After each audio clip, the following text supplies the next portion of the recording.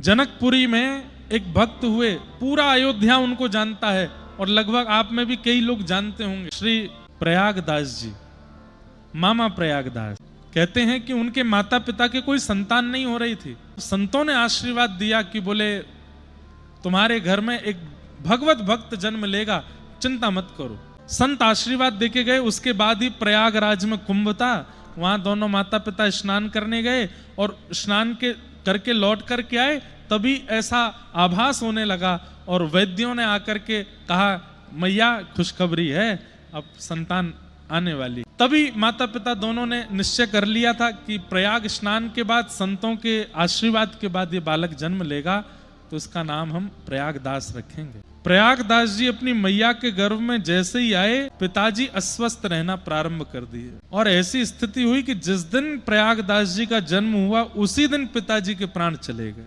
बालक का जन्म और पति की मृत्यु एक साथ। माँ क्या करे ऐसी स्थिति में, लेकिन ठाकुर जी पर भरोसा करके, सब संतों के आशीर्वाद पर भरोसा करके उस बालक के ऊपर ध्यान दिया। विधवा हो गई माँ, बालक को गोद में लेकर के अब उसका लालन पालन करना प्रारंभ किया। धीरे धीरे जैसे ही थोड़े बड़े हुए, चलने फिरने की थोड़ी स्थिति, एक दिन इतनी जोर की आग लगी कि पूरा घर जल करके राख हो गया और जो थोड़ी बहुत संपत्ति जिससे माँ बालक का पोषण कर रही थी वो भी जल गई, खत्म। पिता चले गए, संपत्ति चली गई और लोग बाग जाकर के प्रयागदास जी की माँ को कहते हमारी बात मानोगी? बोले क्या, तुम्हारा घर परिवार तो सब खत्म ही हो गया, ये बालक सगुन नहीं है और क्या करें? बोले इसको कहीं छोड़ दो, कोई जरूरतमंद माता पिता होंगे उनको दे दो, या कहीं इसको छोड़ आओ, या कहीं इसको कुछ कर दो।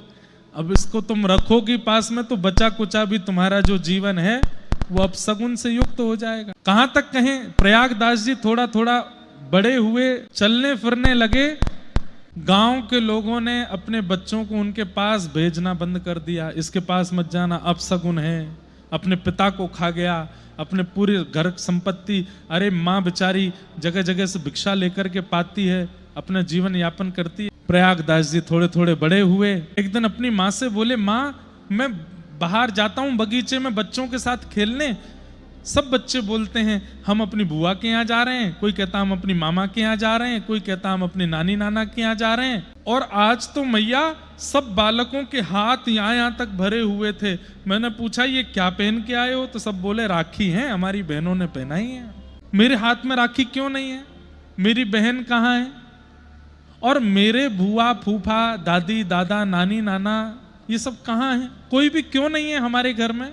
मामा प्रयागदास जी, मामा तो बाद में बने, पहले तो ये इनका नाम पहले प्रयाग दत्त था। माँ ने कहा बेटा तू क्यों रोता है? मेरी बहन कहाँ है मैया? मुझे राखी क्यों नहीं पहनाई? सब बालकों के हाथ में राखी, सबके परिवार हैं, मेरा परिवार क्यों? तो माँ ने छोटे से प्रयागदास जी को गोद में लेकर के कहा तेरी बहन है ना, कहाँ है? उसका ब्याह हो गया है, बड़े कुल में ब्याह हुआ है, बड़े नगर में रहती है, राजा की पत्नी बन गई है, इतना अवकाश नहीं होता उसको आने का घर पे, वो बड़े नगर। अच्छा कौन सा नगर है? बोले अयोध्या नगर है। अच्छा जीजा जी कौन है? बोले जीजा जी राघवेंद्र सरकार, राम जी तुम्हारे जीजा जी हैं। अच्छा मेरी बहन का नाम क्या है? वो तुम्हारी बहन का नाम सियाजू है।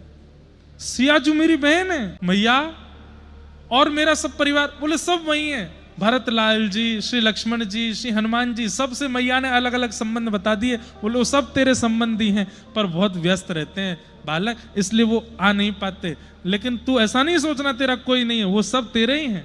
अब तो प्रयागदास जी रात भर सोचते रहे, सिया जी मेरी बहन है, राम जी मेरे जीजा जी हैं, ये मेरे वो हैं, ये मेरे वो हैं, सबसे मेरा संबंध है। सुबह उठते ही मैया के पीछे पड़ गए, बोले मैया बहन नहीं आ सकती, बहुत व्यस्त है, पर मैं तो बहन के पास जा सकता हूं ना। माँ बोली अब ये तूने नई रट लगा ली? अब तो प्रयागदास जी रोने लगे, नहीं नहीं माँ मैं जाऊंगा, अपनी बहन से मिलने जाऊंगा। और ये कोई बात थोड़ी होती है कि ब्याह हो गया, बड़े कुल में ब्याह हो गया तो अपने भैया को भूल जाएगी, अपनी मैया को भूल जाएगी, कभी आएगी नहीं। रक्षाबंधन पर सब भाइयों की बहन आती, मेरी बहन नहीं आएगी, मैं डांट के आऊंगा बहन को, मैया मैं तो जाऊंगा। इतनी हट करने लगे कि माँ ने अंत में कहा ठीक है जा तू अयोध्या चला जा, वही है तेरी बहन। माँ ऐसे कैसे चला जाऊं, कुछ तो बना के दो। माँ को जबरदस्ती रसोई में लगे, कुछ बना के दो, कुछ सामग्री दे दो।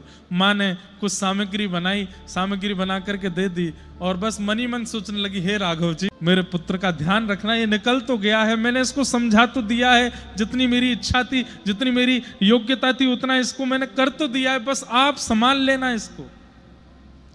निकल गए प्रयागदास जी अयोध्या के लिए। अयोध्या आए, माँ से पूछा था अयोध्या नगरी तो बहुत बड़ी होगी, मेरी बहन कहाँ रहती है, कोई जगह बता दो। तो माँ ने कह दिया था कनक भवन में है तेरी बहन। सीधे कनक भवन में बिहारिणी जी के दर्शन करने के लिए गए और वहां जाके पुजारी जी से पूछने लगे, जय सिया राम। बोले जय सिया राम। बोले कहो भैया, हम जनकपुर से आए हैं, प्रयागदास हमारा नाम है, जानकी जी के छोटे भैया हैं, आप उनको मिलवा दीजिए, बोल दीजिए कि मैं उनका भाई हूं, राखी बंधवाने आया हूं। पुजारी जी बोले सामने युगल सरकार विराज रहे हैं, दर्शन करो। बोले इनके तो दर्शन मैंने कर लिए, इनको तो मैंने प्रणाम कर लिया, पर वो जानकी जी कहाँ? बोले वो जानकी जी बैठी तो है सामने। अरे ये वाली जानकी जी नहीं, ये तो हिल भी नहीं रही, बोल भी नहीं रही, चल भी नहीं रही, उठ भी नहीं रही, स्पष्ट बैठी हैं, ये वाली नहीं, वो वाली जानकी जी, ये तो उनका प्रतिमा स्वरूप है, वो चलती फिरती हैं, वो बोलती हैं, उनसे कह दीजिए मैं आया हूं, मुझे राखी पहना दें। विचार करके देखो, आज भी अगर कोई ऐसा कहे तो आप लोग क्या करोगे? हाँ भैया ठीक है देखो बैठ जाओ, अब इससे क्या मूड मारे, पागल आदमी है, कह रहा है कि जानकी जी को बुलाओ। यही उस समय हुआ। पुजारी जी ने कहा दर्शन करो, प्रसाद लो, चलते बनो यहाँ से, बहन मिलेंगी तुम्हारी शिकायत करूंगा मैं उनसे, मिलने नहीं दे रहे हो मुझे। बाहर जाके किसी से बोले मेरी बहन जानकी जी कहाँ है, कोई मंदिर बता दे, कोई मंदिर बता दे। मंदिरों में जाकर के ठाकुर जी के विग्रह को देख कर रोने लग जाए, विग्रह से नहीं मिलना है मुझे, प्रत्यक्ष मिलना है, वो मेरी बहन है। हनुमानगढ़ी गए, हनुमान जी के दर्शन किए, वहां खूब रोए, बोले आप तो मेरे संबंधी हैं, मेरी माँ ने बताया, क्यों नहीं मिल रही हैं श्री जानकी जी। हनुमान जी को रो करके जब कहा, एक वृक्ष के नीचे जाकर के इतना रोए, 7 दिन तक ना कुछ खाया ना कुछ पिया, बस सियाजू सियाजू सियाजू, मेरी बहन सियाजू कहते कहते रोने लगे। हनुमान जी महाराज सिया जी के पास गए, बोले कि मैया मुझसे इनका विरह देखा नहीं जा रहा है, आप कृपा करो। सिया जी बोली ठीक है। एक दिन आया, ढोल नगाड़े ताशे बज रहे हैं, बड़ी बड़ी सहनाइयां बज रही हैं, और महाराज एक व्यक्ति हाथ में सुंदर चमर लेकर के, सुंदर चिन्ह लेकर के और बढ़िया सुंदर वस्त्र पहन करके चलता हुआ और बस सबको सावधान करता हुआ जा रहा है। रघुकुल कमल दिवाकर दशरथ नंदन कौशल्यानंदन जगत प्रतिपालक प्रभु श्री रामचंद्र सिया रामजू महाराज पधार रहे हैं, सावधान हो जाओ। सिया रामजू महाराज पधार रहे हैं, सुनते ही प्रयागदास जी के नेत्र खुले 7 दिन बाद। तभी नेत्र खोल करके देखा, जब चिन्ह रखने वालों को देख रहे हैं, ढोल नगाड़ों का स्वर सुन रहे हैं, ये संसार के ढोल नगाड़े नहीं है, ये कुछ और है। मंगल गीत गाते हुए सखियां चल रही हैं, सुंदर सुंदर वाद्य बजाते हुए बड़े बड़े संगीतकार चल रहे हैं, पुष्प वर्षण करते हुए मानो जैसे गंधर्व चल रहे हैं। और तभी देखते हैं एक श्वेत हाथी सामने आया, उस श्वेत हाथी के ऊपर रत्न जड़ित सुंदर स्वर्ण सिंहासन है, ऊपर सुंदर सुंदर ठाकुर जी को छत्र रखा गया है। आहा, उस सुंदर सिंहासन के मध्य में सुंदर गादी जी लगी हैं, और उस गादी जी पर अत्यंत सुकोमल श्याम वर्ण कांति के श्री राघव जी, और बगल में बिल्कुल श्री जानकी जी बैठी हैं और मंद मंद मुस्काते हुए इधर उधर देखते हुए चल रहे हैं। जानकी जी का दर्शन करके श्री प्रयागदास जी रुदन करने लगे। तुरंत जानकी जी ने वहीं अपने हाथी को रोका, हाथी नीचे बैठा, श्री राघव जी और जानकी जी उतर करके आए और प्रयागदास जी को भैया कह करके जानकी जी ने, भैया आ गए आप? सुन करके श्री प्रयागदास जी अत्यंत आनंदित हुए। पहले तो प्रसन्नता में खूब रोए और फिर रूठ के बैठ गए। कैसी बहन हो आप? मैं 7 दिन से भूखा प्यासा यहाँ बैठा हूं, जल भी नहीं पूछा और 7 दिन बाद आए हो। जानकी जी राघव जी को इशारा कर रही हैं, साले साहब रूठे हैं, मनाओ। श्री राघव जी बगल में बैठे, अच्छा भैया क्षमा कर दो, हम लोग थोड़े व्यस्त हो गए। तो रखो अपनी व्यस्तता अपने पास, अरे परिवार के लोगों के लिए तो समय होना। कितने वर्ष हो गए बहन, मैंने तो आपको जन्म के बाद कभी देखा नहीं, मैया ने कब से नहीं देखा आपको, पिताजी तो रहे नहीं, आप आती भी नहीं हो कभी वहां पर। माँ ने आपके लिए मिष्ठान बना के भेजा, खिला दूं? वृक्ष के नीचे श्री राघव जी जानकी जी दोनों बैठे हैं। श्री प्रयागदास जी अपने हाथ से मैया के बनी हुई सामग्री सिया जी को पवा रहे। राघव जी को पवा रहे हैं। प्रयागदास जी ने, बस आप दोनों ऐसे ही मेरे आंखों के आगे बैठे रहो, मैं देखता रहूं, और मैं जाऊंगा वापस। मां पूछेगी कब आ रही है बहन, मैं क्या बताऊंगा।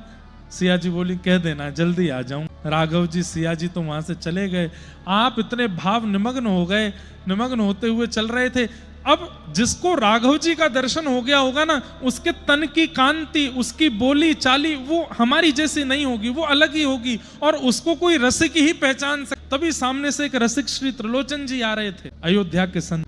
उन्होंने प्रयागदास जी की स्थिति को जब देखा, तन की स्थिति को देखा, त्रिलोचन जी पहचान गए कि ये सामान्य नहीं है, और उन्होंने जाकर के उनको अपने आश्रम में लाए और उनसे बस पूछते कैसे, तो वो बताते मेरी बहन जानकी जी ऐसी हैं, मेरे जीजा जी राघव जी ऐसे हैं, भरतलाल जी ऐसे हैं, लक्ष्मण जी ऐसे हैं। त्रिलोचन जी बोले वर्षों हो गए हमको तप करते करते, कभी राघव जी का अनुभव नहीं हुआ। आपकी मैया की थोड़ी सी सीख से आपको साक्षात दर्शन हो गए राघव जी। उन्होंने प्रयागदास जी को मामा संबोधित किया।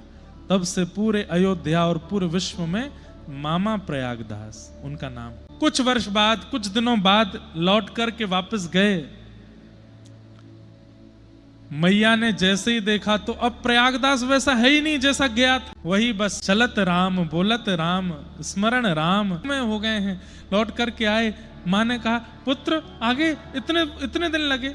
पूछा नहीं कि बहन मिली कि नहीं, क्योंकि स्थिति बता रही कि मिल गई। आकर के केवल दोनों आलिंगन करके, माँ ने पुत्र को, पुत्र ने माँ को, बस रोते रहे दोनों। माँ बहन जी मिली थे, जीजा जी भी मिले थे, और बस। और जब ये कहा कि बहन ने कहा है कि मैं जल्दी मैया से मिलने आऊंगी, ये सुनकर के तो प्रयागदास जी की मैया आज रो पड़ी, भाव विह्वल हो गई। तेरे जन्म से सबने मुझे कहा कि ये अभागा है, अपने पिता को खा गया, तुम्हारी संपत्ति खा गया, तुम्हारा सर्वस्व नाश कर दिया। आज हम भिक्षा मांग करके अपना पेट भरते हैं, लेकिन पुत्र आज मैं गौरव से कह सकती हूँ कि मैं प्रयागदास की माँ हूँ, जो जानकी जी को अपनी बहन बना के आया है, उनसे राखी बंधवा के आया है, श्री राम जी जिसके जीजा हैं। प्रयागदास जी महाराज लेटे रहते, किसी ने कहा अरे भजन तो किया करो, तो बड़ा प्रसिद्ध उनका एक वाक्य, वो कहते पेड़ के नीचे खाट बिछी है, खाट के नीचे करवा, प्रयागदास अलमस्ता सोवे राम लला को सरवा। पेड़ के नीचे खाट बिछी है, खाट के नीचे करवा पानी पीने वाला, और उस पर श्री राम जी मेरे जीजा जी, मैं उनका साला हूं। राम जी जिसके जीजा जी हो गए उसको भजन की क्या आवश्यकता है। मेरा सुमिरन हरि करे, अरे मैं हरि का सुमिरन नहीं, हरि मेरा सुमिरन करते, मैं पावा विश्राम। तो प्रसंग हमने क्यों सुनाया, ठाकुर जी जड़ नहीं है, चैतन्य।